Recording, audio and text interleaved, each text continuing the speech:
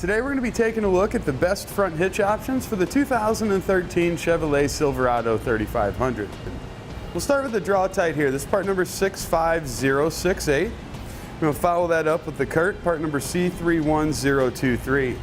Now both of these hitches are going to offer a 2-inch by 2-inch receiver tube opening that will be available to us at the front of our vehicle. Most typical applications are going to be for mounting a winch in there potentially. Sometimes people like to use spare tire racks off the front of the vehicle. Also comes in handy for the snow plow applications. If you don't want to make major modifications to the front of the truck, you can get snow plows that'll fit in here. Now the hitches are very, very similar in that, again, they've got the 2-inch by 2-inch receiver tube opening. They're going to be rated identical to one another. 500 pounds worth of downward force here at the receiver tube opening on both of them. They both offer a 9,000 pound straight line pull. So if we have our winch in there, we can get up to 9,000 pounds on straight line pull. And if you plan on, what some people like to do with these is help to negotiate boat trailers and things like that into really tight areas. You can get a lot more immediate response from your steering right up front there. 5,000 pounds is what they've rated it for the gross trailer weight rating.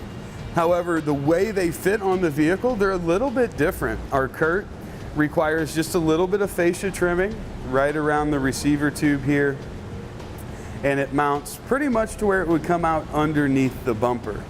When we look at our Draw-Tite, it actually mounts up much higher.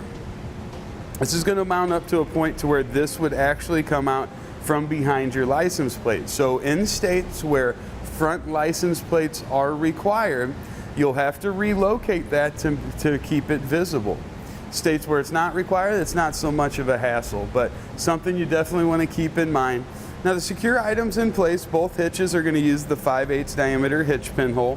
Class 3 accessories should be rated up to what you're going to pull, but be sure you check them to make sure they have the capacity you're looking for. See, same with the Curt here, 5/8 diameter pinhole. Now there is a second hole that will be located further out from the main pinhole that we'll use to secure our items. This is going to be for use just with the J-pin stabilization system. Now this is what our Curt looks like installed. As you can see, a nice clean look here on the front. There's the fascia where you kind of trim that lower lip out just a little bit. Now from the bottom edge of that fascia, it's going to be down about 1/4 of an inch to the bottom side of the receiver tube there. So that'll be something you want to keep in mind. The thing I like about the Draw-Tite is we're bringing it up into this area where it's going to be just about even with the bottom of the tow hooks there. That's going to promote better clearance, I feel like.